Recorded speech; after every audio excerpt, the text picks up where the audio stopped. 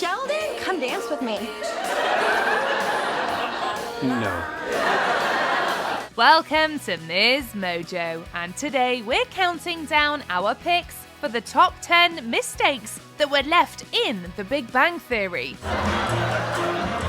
Shake it, baby, shake it! Muy caliente, Sheldon! For this list, we'll be looking at continuity errors, science gaffes, spelling mistakes, and even a superhero misremembering that might just blow your mind. Make no mistake about it, we would love to hear from you in the comments. Number 10. Can Amy ice skate or not? The separation oscillation. In the Series 9 episode, The Separation Oscillation, Sheldon, still feeling the pain of the breakup from Amy, goes to her apartment to return some of her belongings. I'm here to return your belongings. That's what people who've broken up do. And you didn't do your compulsive knocking ritual, so I would open the door. On the contrary, you no longer get to enjoy my charming eccentricities. One of the belongings happens to be a scarf, which, as Sheldon reminds Amy, she wore the time they went ice skating. You wore it the night we went ice skating, remember? You mean the night that I went ice skating and you stood at the rail Googling the symptoms of hypothermia? We made one heck of a team, huh? Hold up, what does he mean, ice skating? As we learned in the previous season, Amy can't ice skate because of her brittle ankles. I actually can't go ice skating. I have unnaturally brittle ankles. Is there any part of your body that's normal? So, unless she was fighting through the pain the time she and Sheldon hit the ice, someone messed up on this one. The cold air will trigger Leonard's asthma, and it plays right into my well-known fear of getting flattened by a Zamboni. Now you're helping them find ways to make us miserable? I'm sorry, Leonard, I'm a problem solver. It's what I do. Number 9. Is it Bob or Wyatt? The maternal capacitance. She's my twin sister. She thinks she's funny, but frankly, I've never been able to see it. It's because you have no measurable sense of humor, Shelley. How exactly would one measure a sense of humor? A humor-mometer? We all understand how nicknames work, right? Raj's full name is Rajesh, Sheldon's mother and sister call him Shelley, and Penny's dad is named Wyatt, but everyone calls him Bob. I mean, my mom could have just said, Bob, get over it, she's a girl, move on. But she didn't, not one word. Wait, that last one doesn't make any sense. As far as we know, Bob isn't a nickname for Wyatt. And yet, in the Season 2 episode, The Maternal Capacitance, Penny refers to her father as Bob. Throughout the rest of the series run, Penny's father is named Wyatt. Yeah, okay, I think this ends the ex-boyfriend portion of our evening. Well, I'm just glad you finally found yourself a keeper. Thanks, Wyatt. I'm a keeper. It's like the writers decided to name the character Wyatt, having forgotten they'd used the name Bob one time. Well, that's very disappointing. Bye.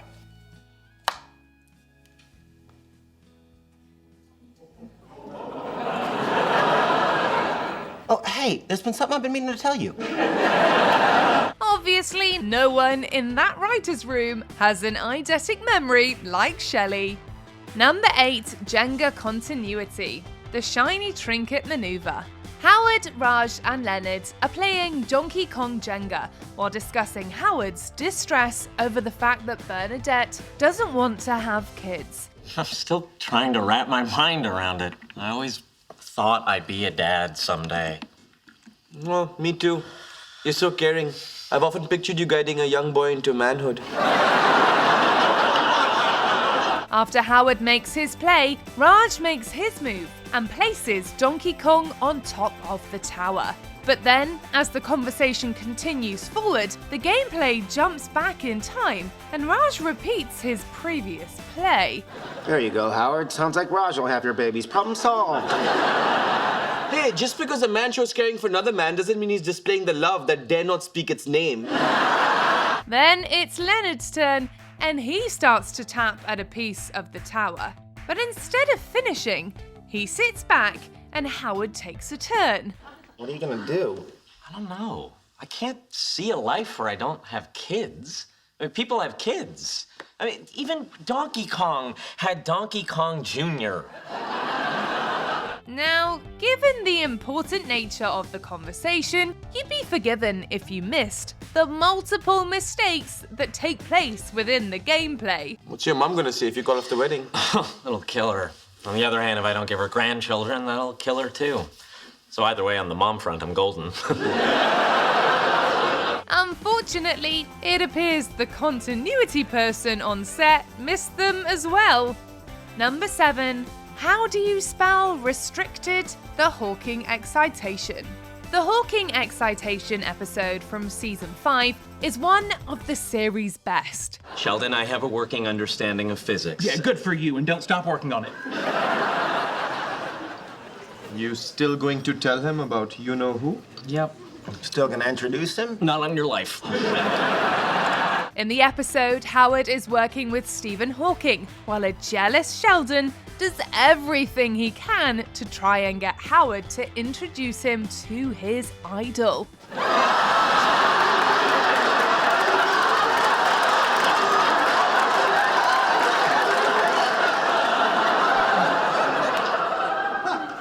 What are you all staring at? Have you ever seen a man try to get a meeting with Stephen Hawking before? While you can't miss the French maid costume or the shiny belt buckles, there is a spelling mistake that seems to have gone under the radar. Please, please, please, let me meet Hawking. I told you no. But I said I'm sorry. No, you said, would it help if I said I'm sorry? Unless, of course, there is such a thing as a restricted area. As you can see, the sign on the door to Howard's lab is missing an R. Sheldon, you're a condescending jerk. Why on earth would I want to do something nice for you?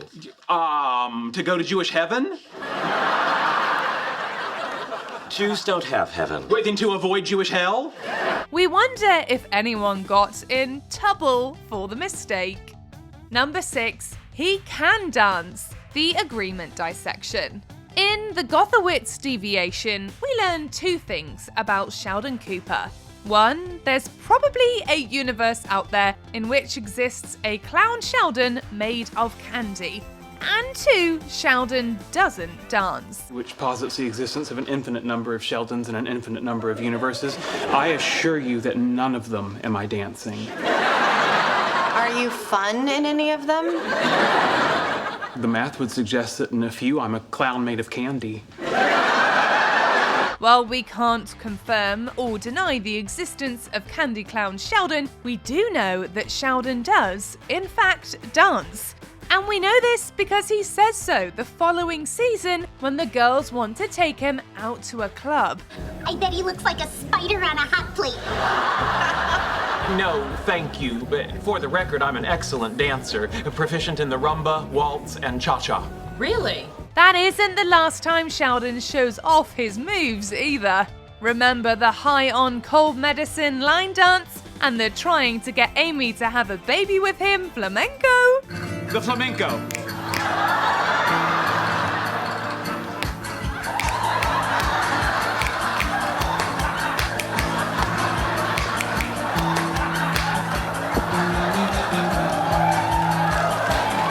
Number 5, the changing catcher, the first pitch insufficiency. Today's first pitch will be delivered to home plate by science. Ladies and gentlemen, boys and girls, I present to you a working prototype of the Mars rover!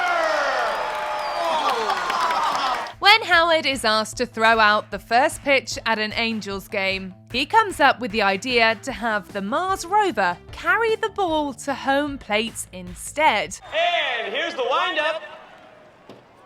And the pitch.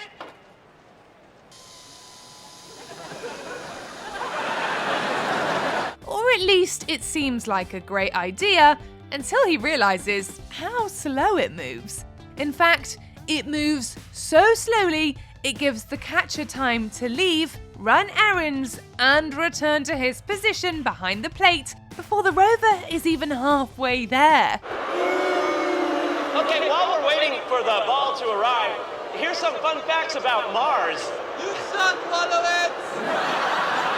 Okay, so that's probably not true, but it's the story we came up with to explain why the catcher behind the plate changes for the wide shot and returns to the original dude in the next shot.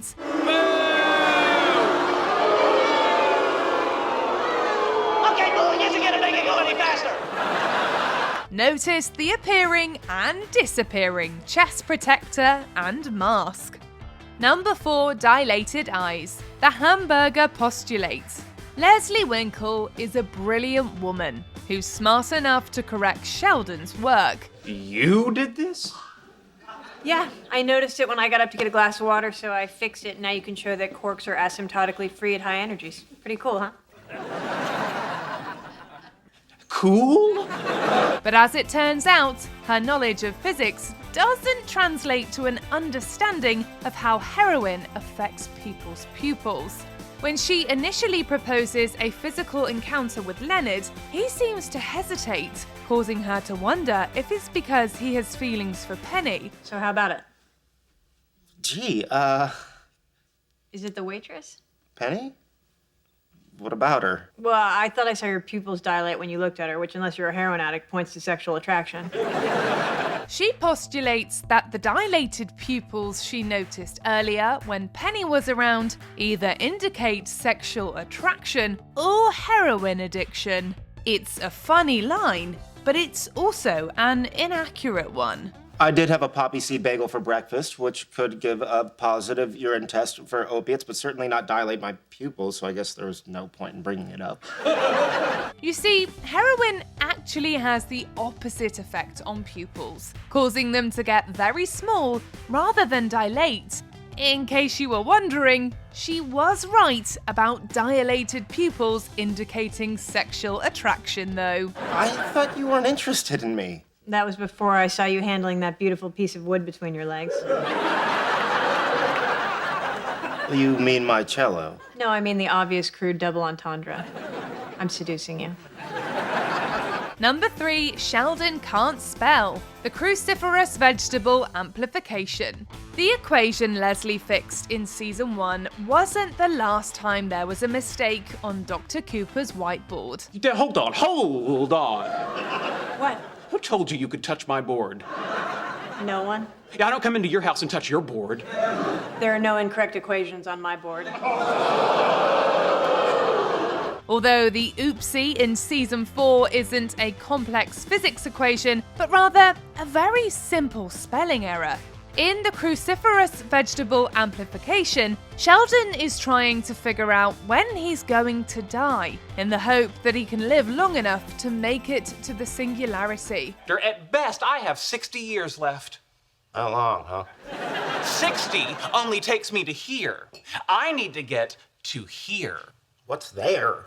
The earliest estimate of the singularity. While we can't tell you if the equations are correct, we'll assume that they are. You don't have to be a genius to see that the word fusion is spelled wrong, with an H thrown in there. So you're upset about missing out on becoming some sort of freakish, self-aware robot?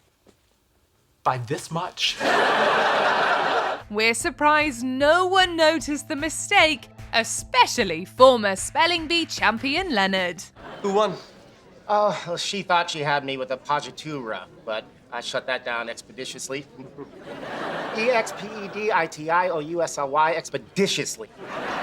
Number 2, shirt becomes socks. The bad fish paradigm. When it comes to laundry, most of us have probably experienced losing socks in the wash. Do you think that if Leonard and I keep dating, he'll eventually get bored with me?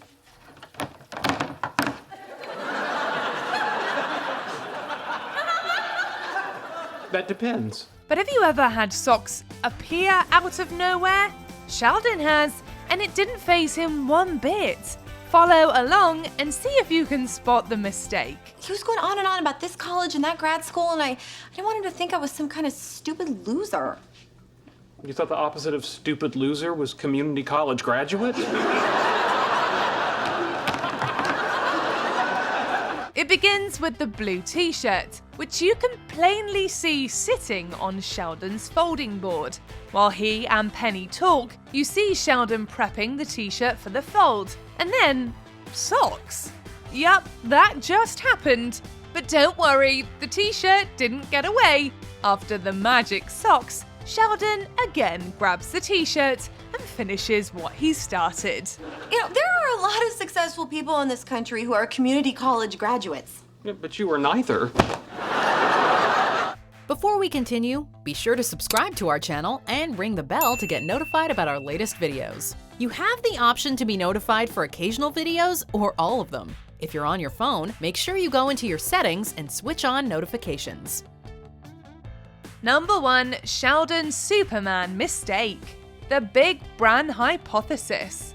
We need to warn you that this one is shocking and may cause distress among fans of the show. Hold on, Doctor. Leonard, where are your social skills? This man is clearly upset. We should invite him in for a hot beverage. So sit down in your spot, make yourself a warm beverage, and let's do this. We know that Sheldon knows a lot about superheroes and has an eidetic memory. If you don't have any other plans, do you want to join us for Thai food and a Superman movie marathon? A marathon? Wow, how many Superman movies are there? You're kidding, right? And with traits like that, you'd think he'd be able to remember a classic scene from a classic superhero movie. But as it turns out, he can't. Let's listen to him describe the scene. Lois Lane is falling, accelerating at an initial rate of 32 feet per second. Superman swoops down to save her by reaching out 2 arms of steel. Miss Lane, who is now traveling at approximately 120 miles an hour, hits them and is immediately sliced into 3 equal pieces. Now let's watch the scene. God, look up there. What the hell's that? Easy, miss. I've got you. You've got me! Who's got you? Not only does Superman fly up to save Lois, rather than swoop down, Ms. Lane is way more than 2 feet above the ground when he catches her. We call that a super mistake. Do you agree with our picks? Check out this other recent clip from MsMojo. And be sure to subscribe and ring the bell to be notified about our latest videos.